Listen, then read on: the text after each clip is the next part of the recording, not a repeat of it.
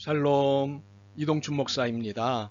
오늘도 여러분의 삶이 주님의 평안으로 가득하시길 기원하며 하나님의 말씀을 나누겠습니다. 오늘 주시는 말씀은 마태복음 14장 22절로부터 33절의 말씀입니다.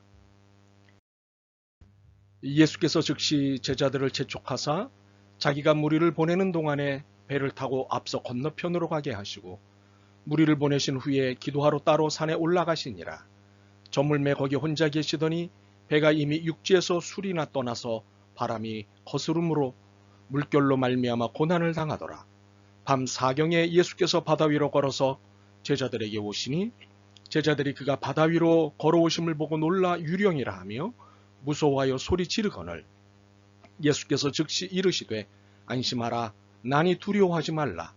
베드로가 대답하여 이르되 주여 만일 주님이시거든 나를 명하사 물 위로 오라 하소서 하니 오라 하시니 베드로가 배에서 내려 물 위로 걸어서 예수께로 가되 바람을 보고 무서워 빠져가는지라.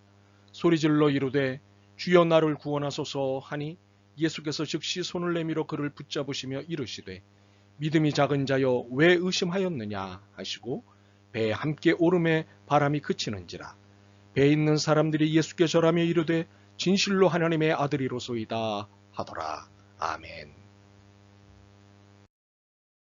마태복음 14장 22절로부터 33절 말씀을 본문으로 기다림과 신앙이라는 제목으로 말씀을 나누도록 하겠습니다. 우리 대부분은 지금 읽은 본문의 베드로를 보면서 이런 다짐을 합니다. 베드로처럼 살지 말아야지. 베드로처럼 살면 안 돼. 그리고 이런 평가도 합니다. 에이고, 이 안타까운 이 양반. 이런 다짐, 이런 평가는 아마도 베드로를 저평가하는 태도일 것입니다. 대개 믿음에 자신이 있거나 신앙생활에 열정이 있는 분들에게서 볼 수 있습니다. 사실 저는 목사이지만 민망하게도 이 정도의 믿음도 없습니다. 우선 베드로처럼 살지 않을 자신이 없기 때문입니다.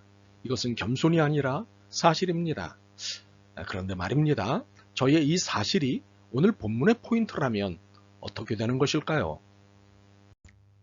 예수님 주변에는 언제나 사람들로 넘쳐났습니다. 그날도 그랬습니다. 그런데 그날은 유독 예수님의 서둘러 제자들도 모인 사람들도 돌려보내셨습니다. 기도가 필요하셨기 때문입니다. 23절에 보시면 무리를 보내신 후에 기도하러 따로 산에 올라가시니라. 저물매 거기 혼자 계시더니. 그런데 예수님의 말씀을 따라 거처로 돌아가던 제자들이 탄 배가 역풍을 만나 풍랑에 시달리게 되었습니다. 그래도 예수님의 기도는 새벽 4시까지 계속되었습니다.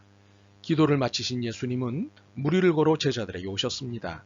야심한 시각이니 자기들에게 오는 물체를 유령으로 인식한 제자들은 겁에 질려 소리를 냅다 질렀습니다. 유령이다! 졸지에 유령이 되신 예수님은 차분하게 말씀하셨습니다. 나다! 안심하라! 겁낼 것 없다! 그런데 이 지점에서 우리는 의문을 하나 풀고 가야 합니다. 기도가 필요하시니 제자들과 군중들을 서둘러 흩으셨던 것은 이해가 됩니다. 그런데 제자들이 역풍이라는 공경에 처했을 때도 여전히 기도하셨다는 사실은 이해가 되지 않습니다. 예수님은 그들의 선생님이시지 않습니까? 더욱이 모든 것을 아시는 하나님이시지 않습니까? 그렇다면 쩔쩔매는 제자들을 두고 기도하고 싶으셨을까요? 선생님이신데 물론 기도가 절실히 필요한 것은 알겠지만 과연 공경에 처한 제자들을 방관하시는 것이 선생으로서 바람직한 것일까요? 극단으로 질문하자면 기도가 먼저일까요? 공경에서 구하는 것이 먼저일까요? 우리는 인생의 공경을 만날 때면 하나님을 더 의지하거나 하나님을 원망하거나 둘 중 하나를 대개 택하게 됩니다. 그 이유는 무엇 때문일까요? 믿음이 없어서일까요? 아닙니다. 믿음이 있기 때문입니다. 사랑하기 때문에 질투하듯 원망하는 것이고 믿음이 있기 때문에 의지하고 원망하는 것입니다. 믿지 않으면 포기하지 원망하지 않습니다. 그러므로 예수님께서 공경에 처한 제자들을 두고도 기도를 선택하셨던 것은 제자들의 믿음의 증진을 위해서였습니다. 바로 이 말씀이 그 증거입니다. 나다, 안심하라, 겁낼 것 없다. 이것은 이어지는 사건에서도 확인할 수 있습니다. 베드로가 무리를 걸어보는 사건입니다. 이것은 베드로가 예수님을 테스트하는 사건이기도 합니다. 주님, 주님이시면 나더러 무리로 걸어서 주님께로 오라고 명령하십시오. 오너라. 이에 베드로는 배에서 내려 무리로 걸어서 예수님께로 갔습니다. 하지만 베드로는 무리를 다 걷지도 못하고 그만 물에 빠졌습니다. 허우적대는 그를 구하시며 예수님이 한마디 하셨습니다. 믿음이 적은 사람아, 왜 의심하였느냐? 베드로는 참 민망했을 것 같습니다. 그런데 이것은 호통을 치신 것이 아니었습니다. 이것은 연민이었고 동의였습니다. 우리는 이 장면을 예수님의 호통으로 일관합니다. 그래서 베드로를 향해 이런 한심한이라고 합니다. 그러나 이렇게 읽어서는 안 됩니다. 베드로가 물에 빠진 것은 의심이 아니라 욕심 때문이었습니다. 베드로가 무리를 걷겠다고 한 용기는 믿음에 의한 것이 아니라 욕심에 의한 것이었습니다. 예수님처럼 무리를 걷고 싶다는 욕심이 발동했던 것입니다. 예수님이 이 사실을 아셨습니다. 그러나 제지하시지 않으셨습니다. 왜냐하면 인간은 경험하기 전에는 대개가 인정하지 않기 때문입니다. 오히려 경험해보게 하는 편이 나을 수도 있기 때문입니다. 그러므로 예수님이 베드로에게 믿음이 적은 사람아 왜 의심하였느냐고 하신 것은 왜 그리 욕심을 내셨나 이 미련한 사람아 라는 뜻입니다. 그런데 베드로의 행동을 두고 욕심이었다고 단언할 수 있는 결정적인 근거는 따로 있습니다. 예수님이 제자들에게 오신 이유 중 하나는 역풍을 만나 고생하는 제자들의 문제를 해결해 주시기 위해서였습니다. 실은 이것이 급선무이지 않겠습니까? 그것을 베드로가 방해한 것입니다. 베드로가 자기 욕심 때문에 이 시급한 문제를 방해한 것입니다. 우선 풍랑에 요동하는 배의 문제를 해결하고 무리를 걸어보고 싶다고 말해야 하는 것이 누가 봐도 순서 아니겠습니까? 그러나 베드로는 욕심을 부렸고 다른 이들을 힘들게 했습니다. 결국 욕심이 그를 물에 빠뜨린 것입니다. 31절과 32절을 읽어보죠. 예수께서 즉시 손을 내밀어 그를 붙잡으시며 이르시되 믿음이 작은 자여 왜 의심하였느냐 하시고 배에 함께 오르매 바람이 그치는지라. 예수님께서 배에 오르시자 바람이 그쳤습니다. 그렇다면 그 이전까지는 제자들이 바람에 흔들리는 배에서 어려움을 겪고 있었다는 말이 되는 것입니다. 무슨 뜻입니까? 베드로가 문제 해결을 방해하고 있었다는 것입니다. 문제의 시급성을 방해했다는 것입니다. 문제는 욕심입니다.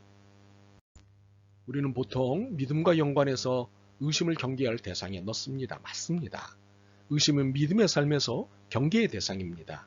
그러나 의심보다 더 무서운 것이 욕심입니다. 그래서 의심보다 더 경계할 것이 욕심인데 이것에 대해서는 긴장을 갖지 않습니다. 베드로가 물에 빠진 것이 무엇 때문이었습니까? 살펴보았다시피 욕심입니다. 의심이 아닙니다. 예수님이 오셨음에도 불구하고 제자들이 풍랑으로 흔들리는 배에서 계속 고생한 이유가 무엇입니까?